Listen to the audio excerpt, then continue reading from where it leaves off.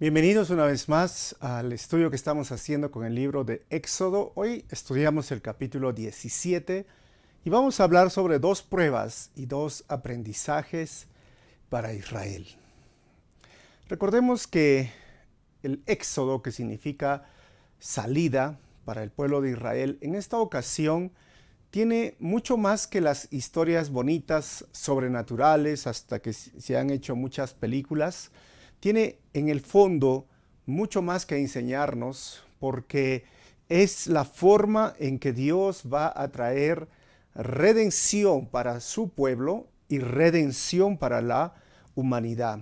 Es el cumplimiento de la promesa desde Génesis capítulo 3, versículo 15, por la cual de un linaje, de una promesa de Abraham, iba a salir una nación y uno de sus hijos, específicamente de la tribu de Judá, viene nuestro Señor Jesucristo. ¿Cómo los cuida? ¿Cómo los protege? Todo esto estamos estudiando en el libro de Éxodo.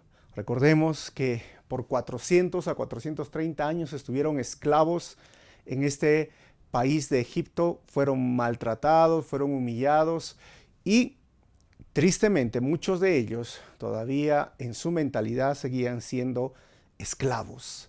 Qué tan difícil es a veces, ¿no?, superar este mundo que hemos vivido, o lo que llamaríamos nuestra carne o nuestra concupiscencia, como dice la Reina Valera, aquello que se acostumbró nuestro ser con el pecado, porque muchas veces andamos y vivimos de esta forma. Ya somos libres en Cristo, ya hemos sido redimidos, comprados a precio de sangre, pero todavía a veces actuamos como unos miserables esclavos del pecado. Pero ¿de qué son estas dos pruebas ahora y los dos aprendizajes que tanto es para Israel como para nosotros? Pues vamos a empezar en un momento. Oremos primero, encomendémonos al Señor y luego continuamos nuestro estudio. Amado Padre Celestial, quiero darte gracias por este tiempo tan especial que nos permite reunirnos en tu nombre. Pido, Dios, que en este momento tu Santo Espíritu redarguya el corazón de cada una de las personas que está escuchando este estudio y que use mi vida para compartir de tu palabra. Tú seas glorificado, Señor, a través de cada versículo, de cada lección en esta hora. Pido esto en tu nombre, Jesús. Amén. Bueno, bienvenidos una vez más a los que se están conectando. Éxodo capítulo 17. Tenemos el título general, dos pruebas y dos aprendizajes para Israel.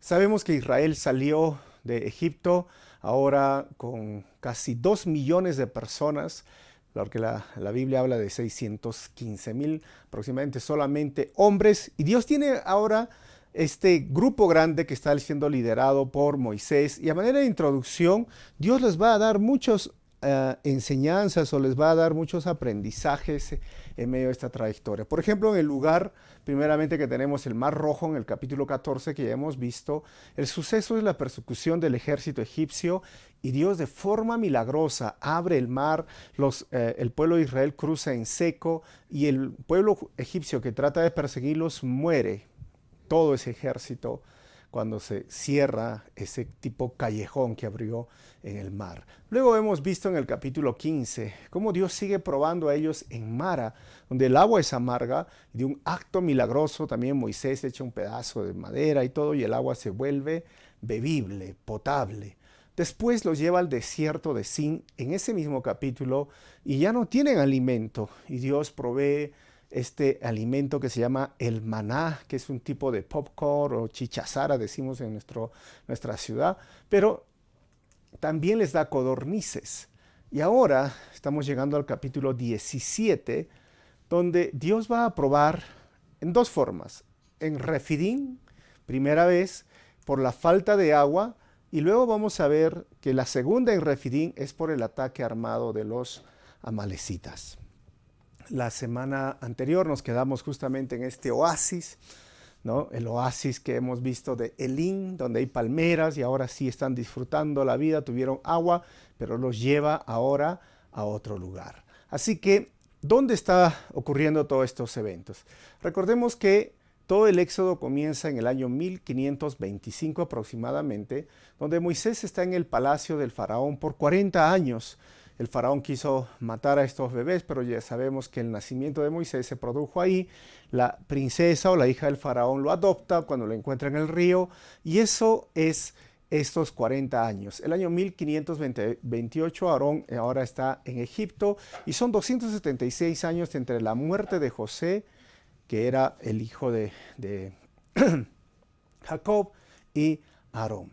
Luego vienen otros 40 años porque es Moisés, está ahora en el exilio de Madián, donde él por matar a un egipcio, conociendo que era el libertador, pues va y pasa 40 años hasta el año 1445. En ese tiempo, Tutmosis III llega a ser el faraón de la opresión que gobierna del año 1483 al año 1450. Y los otros 40, porque son 40, 40, 40, total 120, los 40 años de peregrinación en el desierto comienza el año 1445 al año 1405, a lo que se conoce justamente el nombre del libro, el Éxodo. Ahí surge a Aarón como primer sumo sacerdote el año 1405 y ahora tenemos a Amenofis, que viene a ser el faraón del Éxodo y al cual él fue el que persiguió a Moisés. Así que ya nos hemos ubicado en la fecha y el bosquejo de hoy es el agua de la roca. Desde el versículo 1 hasta el versículo 7 vamos a ver esta prueba del agua que sale de la roca. Y luego vamos a ver desde el versículo 8 hasta el versículo 16, Israel derrota a los amalecitas. De este versículo 8 al 16, ahí vamos a ver cada uno de estos aprendizajes que tiene que pasar Israel. Vamos a ver al texto. Primero empezando con el agua de la roca, del 1 al 4, el pueblo de Israel se queja a Moisés y reclama agua. 1. Por orden del Señor, toda la comunidad de Israel partió del desierto de Sin y anduvo de un lugar a otro. Finalmente acamparon en Refidim. Pero el texto dice, pero allí no había agua para que el pueblo bebiera. Dios los está guiando por este lugar. Miren, así que el pueblo, dice, volvió a quejarse contra Moisés. ¡Danos agua para beber!, reclamaron. ¡Cállense!, respondió Moisés. ¿Por qué se quejan contra mí? ¿Por qué ponen a prueba al Señor? Es algo muy interesante. Ahora lo vamos a poner en esta perspectiva, ¿no? ¿Por qué? Es interesante que el pueblo en este momento se queja, o sea, le reclama a Moisés y tiene una actitud negativa frente a lo que está sucediendo. Ya he mencionado en la introducción cómo Dios milagrosamente, ya podemos decir las 10 plagas que mencionar, milagrosamente los sacó de Egipto, milagrosamente los salvó cuando estaban entre la espada y la pared en el Mar Rojo abriendo ese mar, milagrosamente vieron la comida, el maná, vieron las codornices, vieron la nube, vieron cortina de humo, de fuego, o sea, vieron tanto de la gracia, del poder sobrenatural de aquel Dios que es el único Dios, en mayúscula, porque al final solo hay un Dios, los demás son dioses en miniatura y son inventos del ser humano. Y aún así estaban con una actitud negativa, con una actitud arrogante, prepotente. Qué interesante hoy es ver también que en el mundo existe esto. Hay tantas evidencias de que Dios existe, de que Dios es real. Hay tantas evidencias que nos dicen que realmente el tiempo final está cerca.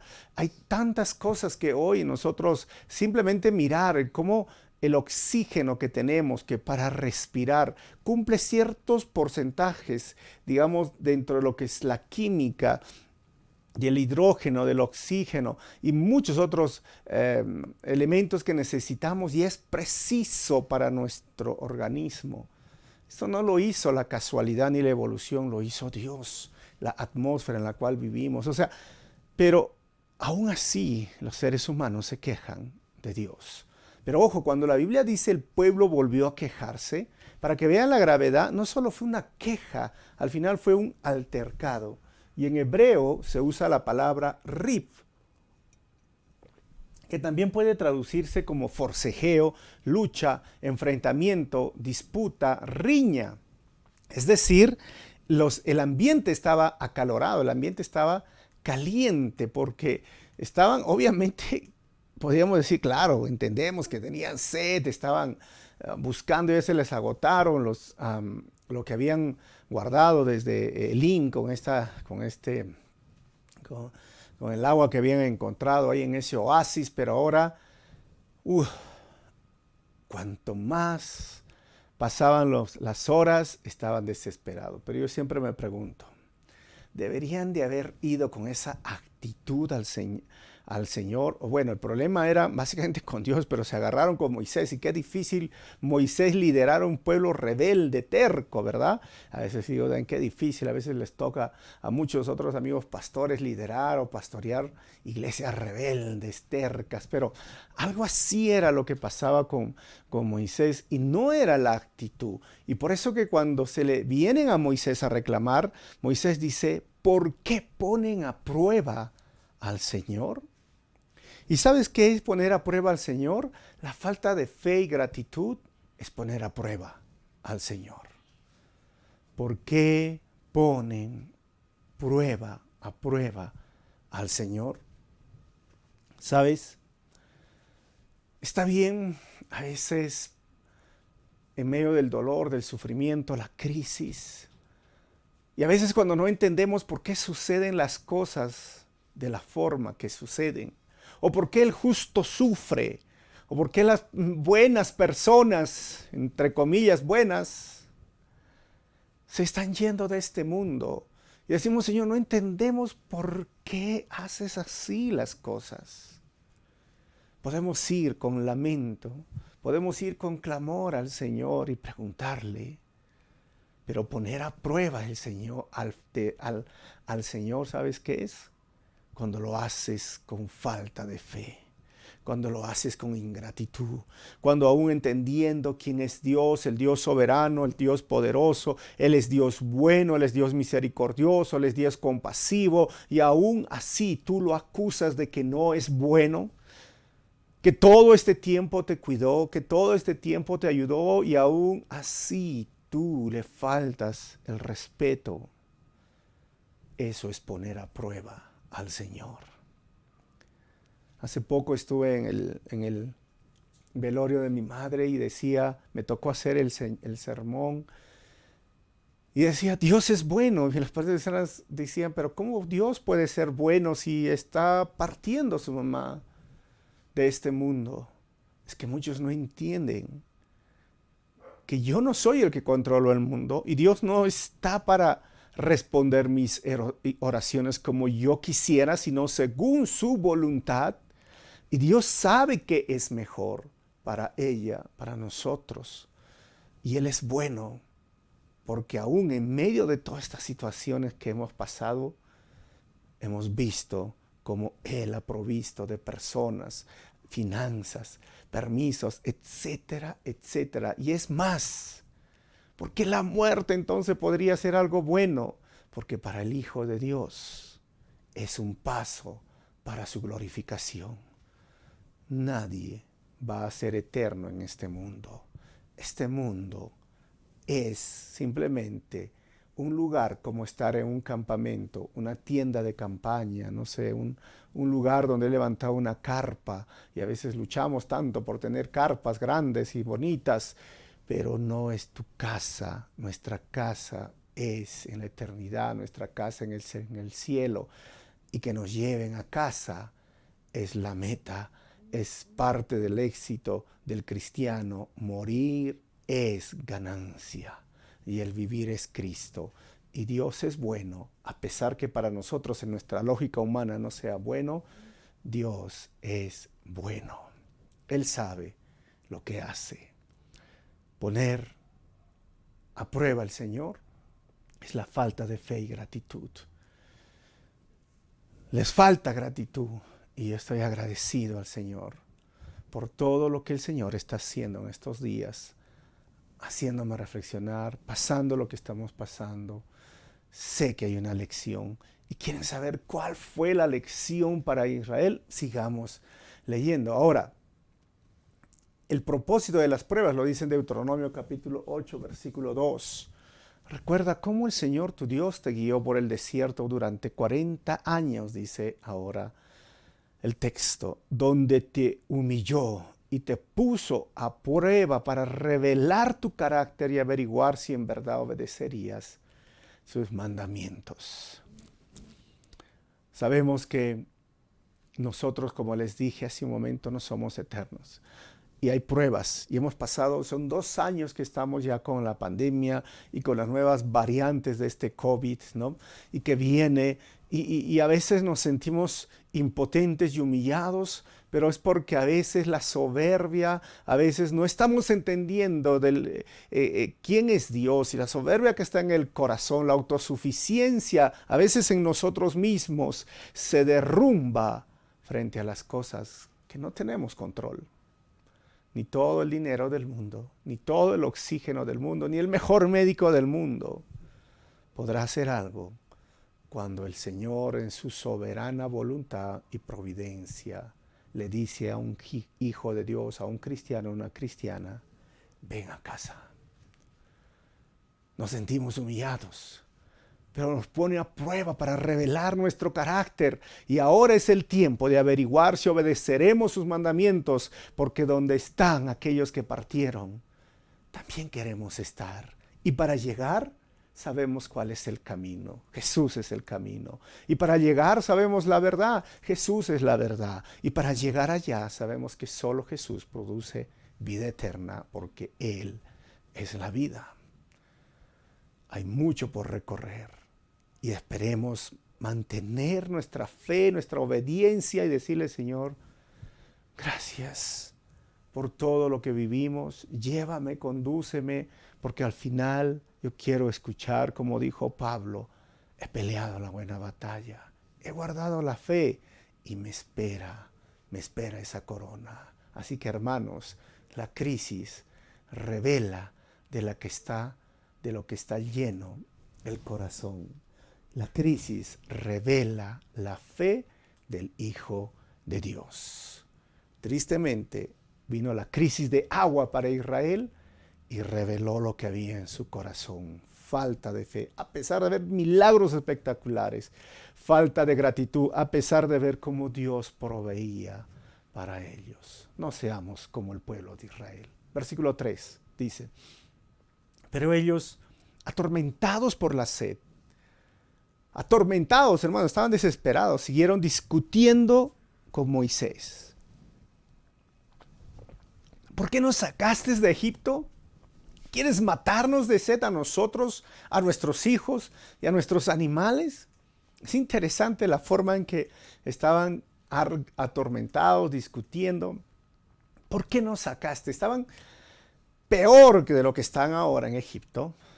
Estaban siendo maltratados, no tenían libertad, estaban humillados. Y es por esto, a veces, como digo, ¿no? Hace un momento, nuestra carne, nuestro cuerpo se ha acostumbrado a vivir a veces en el mundo. Y cuando venimos a los pies de Cristo, muchas personas dicen: mejor hubiera estado en el mundo. ¿Cómo puedes hablar esto? Si estar en Cristo, el que tiene a Cristo lo tiene todo. Que yo no necesito de ningún estupefaciente ni bebidas alcohólicas para estar feliz, porque soy feliz en Cristo. Y si tenemos a Cristo, estamos completos, no necesitamos más. O sea, ¿cómo puede decir las personas: yo estaba mejor en el mundo? Y estos del pueblo de Israel, estaba mejor en Egipto, estaba mejor siendo esclavos, me golpeaban la espalda, me ponían bajo el sol. Realmente, hermanos, la queja y la falta de gratitud distorsionan la forma de ver las cosas, porque la queja y la falta de gratitud producen negativismo, desesperanza y duda. Y es triste a veces encontrar cristianos de esa misma forma. Una actitud negativa, una actitud desesperada, con duda. Y miran, cuando Dios a veces no responde como ellos quisieran, están negativos contra Dios, están desesperados, cuando es el momento de confiar en sus promesas. Y muchas veces hemos dicho en Calvary Chapel: cuando no entiendas el por qué suceden las cosas en tu lógica y tu razonamiento humano, recurre a lo que sí entiendes de Dios. Nada va a cambiar que Dios es amor. Nada va a cambiar que Dios es bueno, que Dios es misericordioso, que Dios es compasivo, que Dios es justo, pero también es soberano, pero también Él es el que controla todo el universo. Él es el proveedor. O sea, Él es lo que es y nosotros somos sus criaturas, sus siervos, y obedecemos y el Señor sabe lo que está haciendo. Versículo 4. Entonces Moisés clamó al Señor: ¿qué hago con este pueblo? Están a punto de apedrearme, hermanos. Realmente agarraron piedra y Moisés se asustó.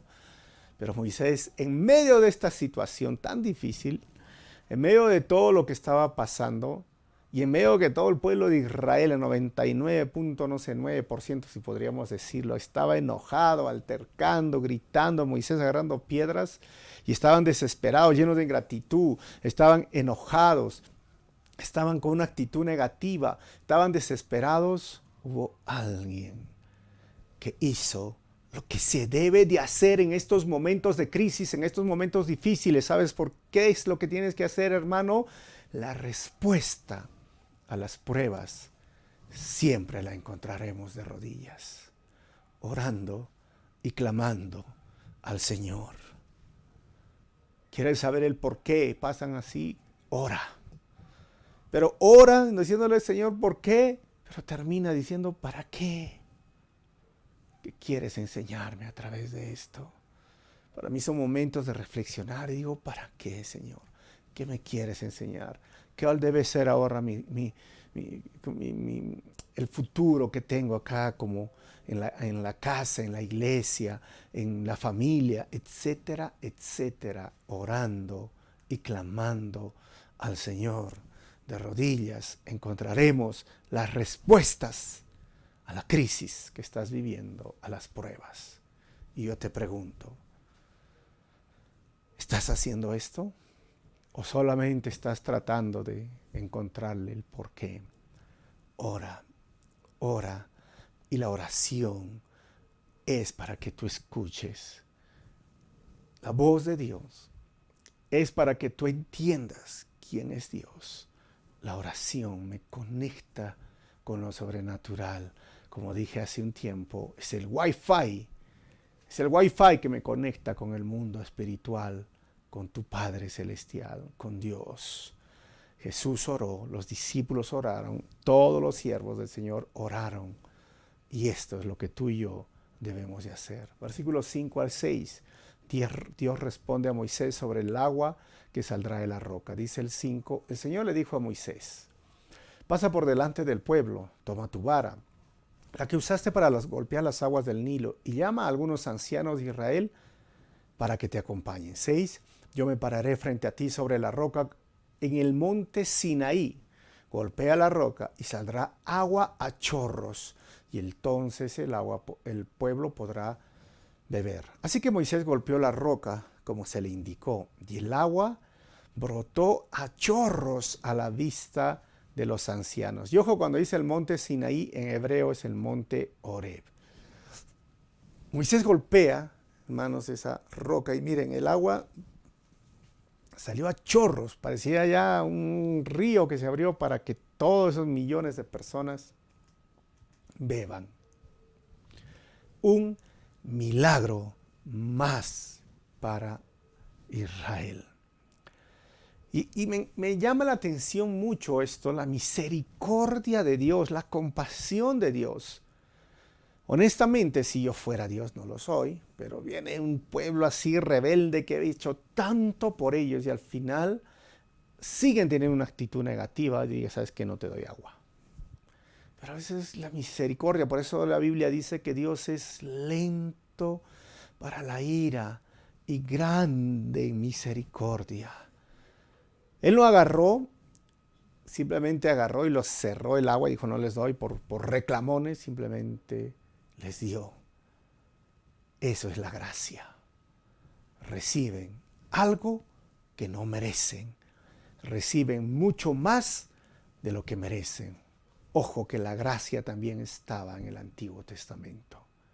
Pero esta roca, esta agua, es un tipo. En el Antiguo Testamento vamos a encontrar muchos tipos. Como les dije, apunta a la redención. Quien logró la redención, nuestro Señor Jesucristo, apunta a lo que es la persona de Jesucristo. Justo en esta fiesta de los tabernáculos que se llama, que se recuerda el tiempo que vivieron en el desierto por 40 años, hay un día especial donde también se celebra el agua que brotó de la roca. Y en Juan capítulo 7, versículo 37 al 38, dice el texto, Jesús se levanta en este festival de los tabernáculos. El último día del festival, dice el texto, el más importante, Jesús se puso de pie y gritó a la multitud, todo el que tenga sed puede venir a mí. Y todo el que cree en mí puede venir y beber, pues las escrituras declaran, de su corazón brotarán ríos de agua viva. En las otras versiones es igual, ¿no? Todo el que tenga sed, venga a mí y beba. O sea, Jesús les hace recordar ese día en ese festival, porque el templo llevaban del agua, agradeciendo la lluvia, pero específicamente recordando este evento de que el agua salió de la roca. Y Jesús dice, yo soy el agua que salió de esa roca. Es más, yo soy la roca. O sea, Jesús se levanta en medio de ellos y el agua es un elemento para, Dios mío, satisfacer la sed, vivir. Se dice según los estudios que podemos pasar, miren, 40 días sin comer alimentos. Lo máximo que puede llegar un ser humano, porque tu piel se va a pegar a tus huesitos. Pero ¿sabes cuántos días puedes estar sin tomar agua o líquidos? Solo 3. Es terrible estar con sed. No sé si tú has llegado a ese momento donde quieres agua y Jesús dice, yo soy el agua de vida. Pablo lo dijo en 1 Corintios 10:4, hablando de estos eventos del Antiguo Testamento, y si todos bebieron la misma agua espiritual, pues bebieron de la roca espiritual que viajaba con ellos. Y esa roca era Cristo. La roca era Cristo. El agua era Cristo. Cuando estaban desesperados, Dios proveyó milagrosamente su sustento. Y hoy es lo mismo. Si tú, amigo, hermano, no encuentras satisfacción en muchas cosas todavía, amigo mío, si tú todavía estás buscando y pensando que una relación de pareja va a llenar ese vacío que sientes en tu corazón, o te sientes lleno cuando estás con esa pareja, o cuando estás con alguien, o bebiendo, o con las fiestas, créeme, eso no va a llenar el vacío, esa sed que tienes en tu interior. Solamente Jesucristo. Él es el agua de vida. Jesús le dijo a la mujer samaritana, yo tengo un agua que si tú la tomas, nunca más tendrás sed. Ahora dirán, Él es el agua, sí, pero de su interior correrán ríos de agua viva. Está hablando del Espíritu Santo que va a llenar nuestra vida. Y es por eso que podemos estar tristes, pero esperanzados. Por eso que podemos tener muchas veces nosotros momentos difíciles, pero estamos confiados en el Señor, porque tenemos paz interior que sobrepasa todo entendimiento, y esa paz solamente viene por medio de la salvación en Jesucristo y cuando el Espíritu Santo viene a ser templo en nosotros. Así que solo Jesús es el agua de vida y Él es la roca. Todo esto era un tipo de lo que iba a devenir. Pero Dios tenía un propósito mayor. En Deuteronomio capítulo 5, versículo 2, lo que se conoce como el monte Horeb o Sinaí, que tienen una foto ahí. Dios los va a tener ahí porque más adelante les va a dar los 10 mandamientos y eso vamos a ver. Ahora, algo curioso respecto al Sinaí. Miren, tradicionalmente, esa foto que he mostrado, se ha creído que el monte Sinaí se encuentra al sur de la península del Sinaí. Y la tradición viene desde tiempos de Constantino específicamente, cuando la madre del emperador romano, la reina Helena, recuerden que Constantino unió la iglesia cristiana con el imperio romano, fue a la Tierra Santa a reconocer los sitios bíblicos. Y fue Helena quien escogió la ubicación del monte Sinaí, fue Helena, ojo. Y posteriormente se construyó allí un monasterio. Ahora, arqueólogos modernos han señalado que el verdadero monte Sinaí se encuentra al norte de Arabia, en un lugar llamado el Jabal al-Laus. Esta teoría concuerda con lo que Pablo escribió. Si tú lees Gálatas capítulo 4, versículo 25, Pablo menciona que el Sinaí estaba en Arabia, señalando que el monte Sinaí quedaba ahí, ¿no?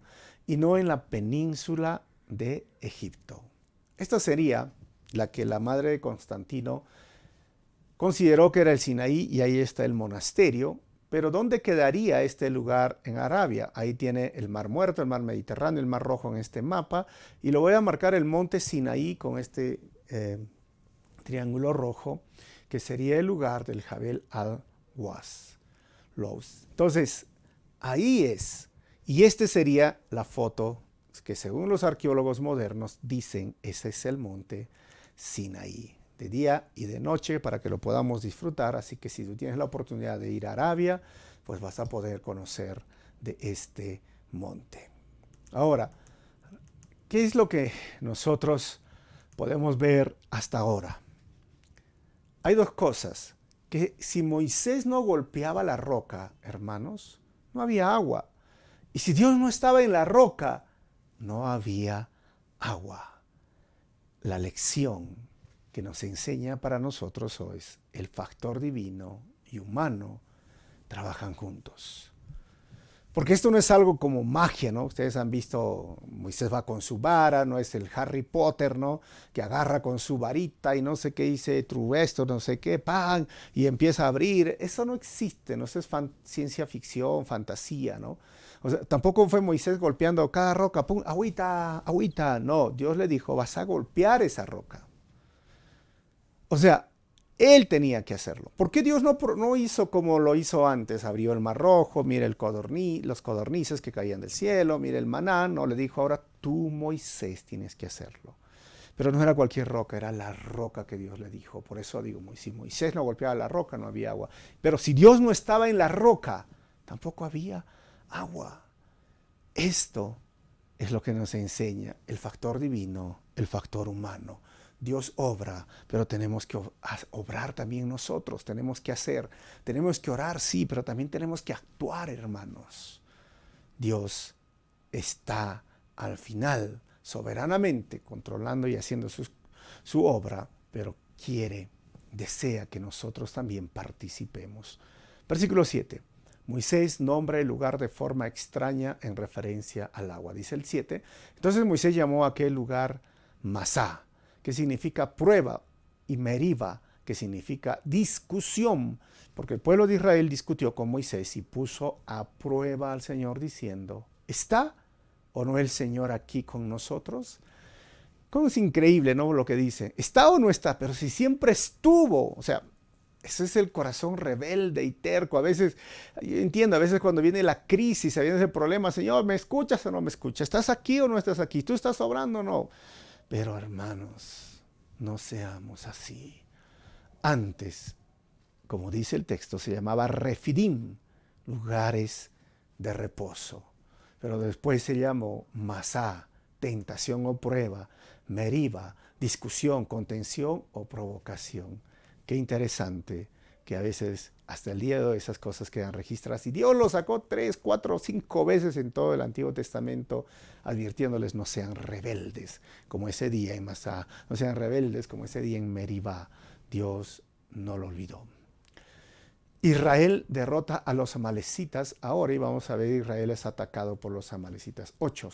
Mientras el pueblo de Israel aún se encontraba en Refidim, porque agua, y todos corrieron, hermanos, imagínate, todos desesperados cuando hay corte de agua, los guerreros de Amalek lo atacaron, ¿no? ¿Se imaginan? O sea, no había agua por días, es como a veces en nuestra ciudad, Hay cortes inesperados de 3, 4, 5 y no estabas preparado.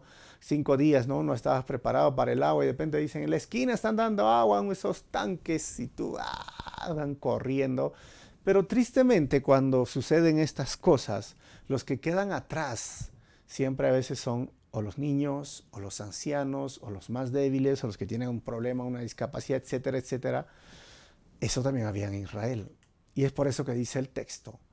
Mientras estaban ahí, atacaron los guerreros de Amalek que estaban atrás, conforme ven esta imagen, y agarraron a los más débiles, quizás las mujeres que estaban ahí cargando a los niños, agarrando a los niños porque los hombres corrieron, o los ancianos. ¿Y quién es este? ¿Quién era Amalek? ¿Y por qué los atacó en Refidim? Este Amalek los mira, miren, Génesis capítulo 36, 12 nos va a dar la identidad. Timna, dice el texto, la concubina de Elifaz. ¿Quién fue Elifaz? Hijo de Esaú. ¿Quién fue Esaú? El hermano de Jacob. Dio a luz un hijo llamado Amalek. Estos fueron los descendientes de Ada, esposa de Esaú. O sea, descendiente de Esaú, ¿me entienden? No era el de la promesa, pero ¿sabes qué es algo interesante? Que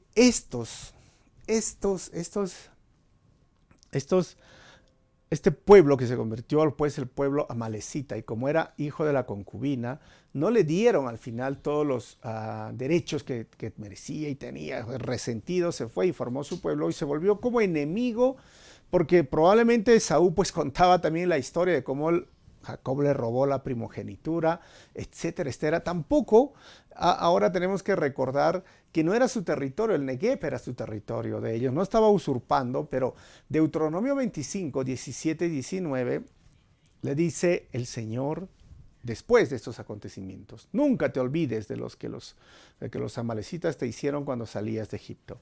Te atacaron cuando estabas cansado y agotado, e hirieron de muerte a los más débiles que habían quedado atrás. No tuvieron temor de Dios. ¿Te das cuenta? Estaban cansados, estaban agotados, sin agua, y a los más débiles los hirieron a muerte, hermanos. No tuvieron temor de Dios, y por eso Dios dice: nunca te olvides de ellos. 19. Por lo tanto, cuando el Señor tu Dios te haya dado descanso de todos tus enemigos en la tierra que te da como apreciada posesión, destruirás a los amalecitas y borrarás su memoria de la faz de la tierra. No lo olvides nunca. Eso es interesante, ¿no? Porque Dios dijo, tienes que hacerlo, porque eran un pueblo malo, perverso. Y este es siempre curioso a veces con los ateos, ¿no? Dicen, ay, ¿por qué Dios? Si Dios existe y es amoroso y es todopoderoso, ¿por qué existe el sufrimiento? ¿Por qué no elimina el sufrimiento? Pues el sufrimiento en su gran mayoría es ocasionado por otro ser humano.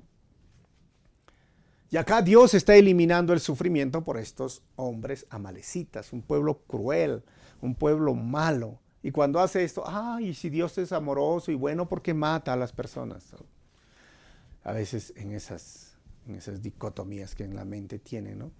Las paradojas que a veces quieren presentarlo sin entender realmente que Dios estaba haciendo las cosas justas, y Dios es justo y siempre será justo, a pesar que para nuestra impresión lógica humana parezca injusto. Dios es justo, y como les decía hace un momento, Dios es bueno y sabe lo que hace. Versículo 9, ¿qué pasó?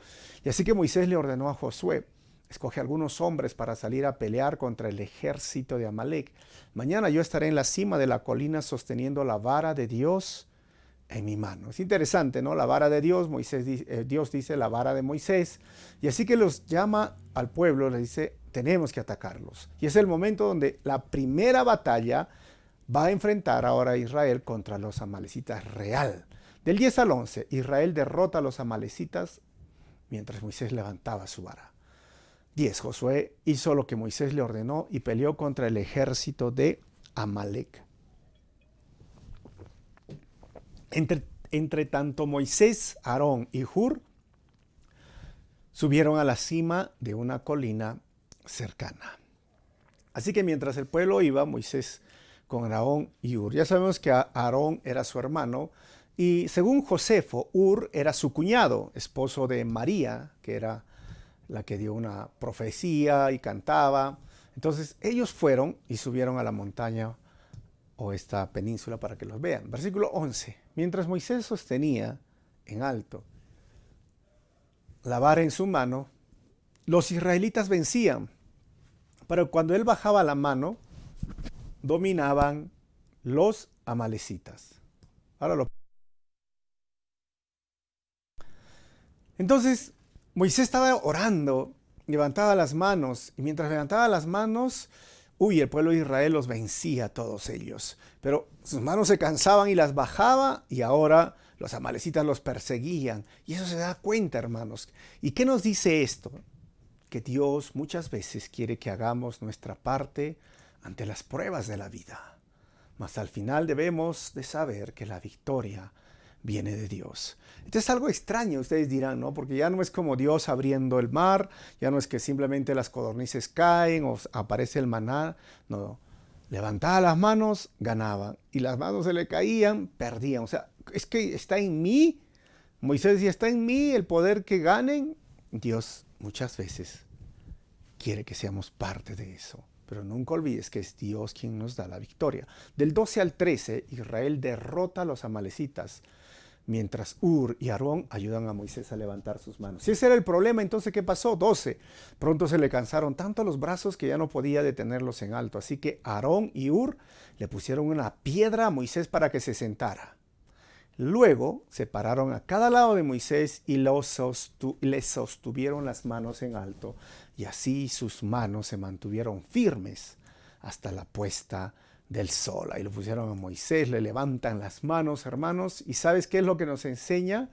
Que somos un equipo, que tenemos que aprender a trabajar en equipo, que la iglesia es un equipo, que la iglesia es el cuerpo de Cristo, que la iglesia es una familia, porque en la debilidad de unos está la fortaleza de otros. Somos un cuerpo, somos un equipo, somos una familia.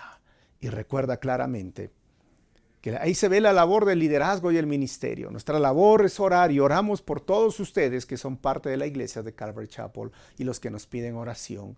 Nuestro deber es estudiar, estar con ustedes en la consejería, en el cuidado pastoral, en muchas otras cosas, mientras otros hacen otras funciones con los jóvenes, los adolescentes, las mujeres, los varones. O sea, somos un equipo. Y Eclesiastés capítulo 4, versículo 9 al 12 dice, es mejor ser dos que uno, porque ambos pueden ayudarse mutuamente a lograr el éxito. Si uno cae, el otro puede darle la mano y ayudarle, pero el que cae y está solo, ese sí que está en problemas. Esos son los llaneros solitarios a veces en la iglesia, ¿no?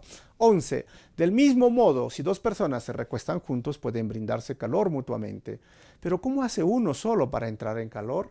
Alguien que está solo puede ser atacado y vencido, pero si son dos, se ponen de espalda con espalda y vencen. Mejor todavía si son tres, porque una cuerda triple no se corta fácilmente. Por eso Dios nos ha creado como seres sociales que debemos relacionarnos y debemos tener amigos.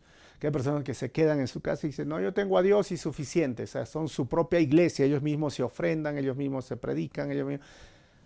No existen llaneros solitarios en la iglesia, somos un cuerpo. Por eso esta es la iglesia donde el Señor te ha dado para que vengas, estás recibiendo alimento, la palabra del Señor, tienes que integrarte a la iglesia, al cuerpo, a la familia. Y como en toda familia, no hay familia perfecta, hay situaciones difíciles, pero tenemos el perdón, la gracia, la misericordia, la buena comunicación, y todos en un solo objetivo, la visión que Dios ha dado a la iglesia de Calvary Chapel, que ya sabemos extender su reino, no solo en este país, sino fuera del país, hasta donde el Señor nos los permita.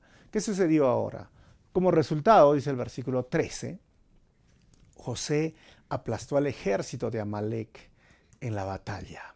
Así que, como ya tenía ayuda, como ya trabajaron en equipo, la victoria vino en la primera batalla, la primera victoria para Israel. ¿Y cómo sucedió esto?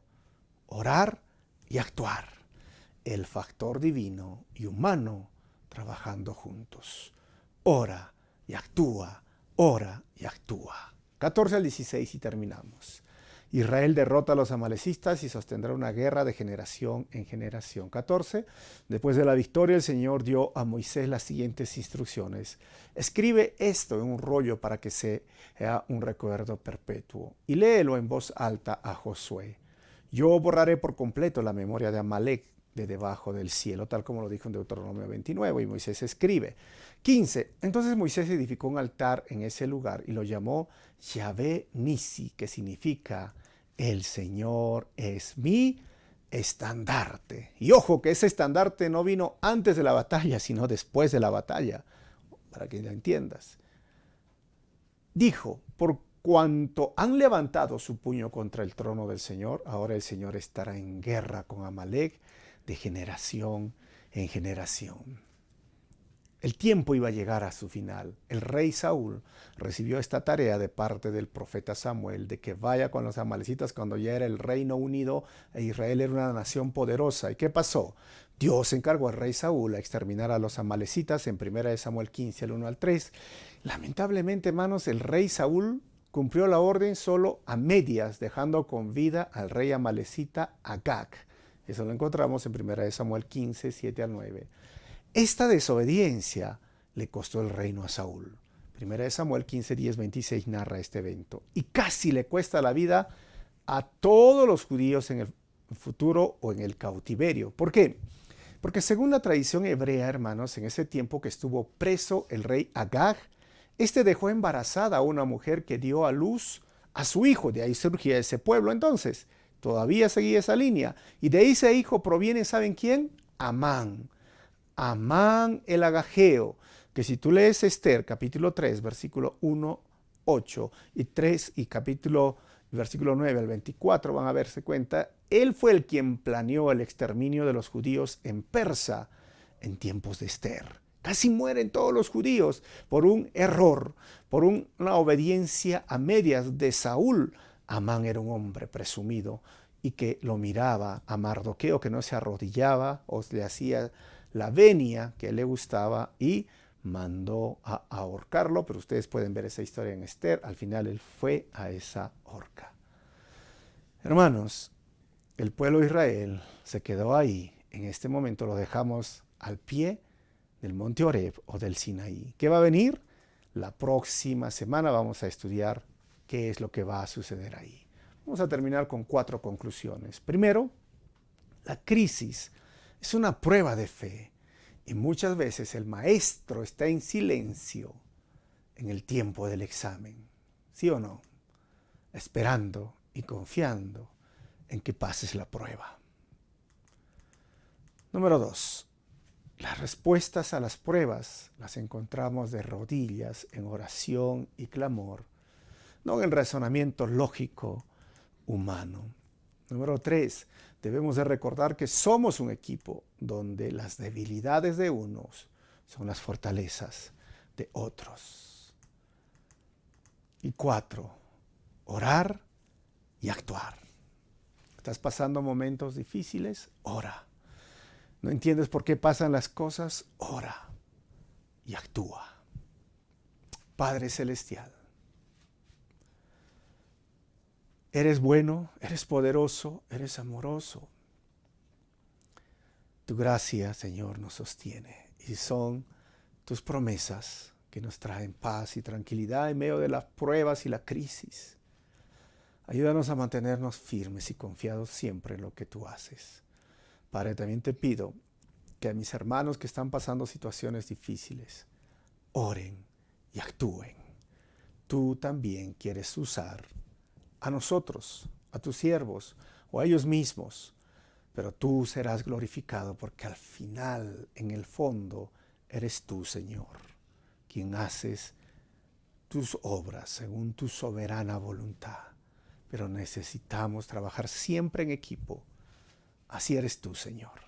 Gracias por todo esto. Gracias por estas lecciones también que aprendemos el día de hoy. Tu gracia es suficiente. En tu nombre, Jesús, oramos así, Señor. Amén. Dios te bendiga y si deseas ser parte económicamente con tus finanzas de lo que Dios está haciendo en esta iglesia, ahí va a salir cómo lo vas a hacer. Nos vemos el próximo miércoles en este Éxodo.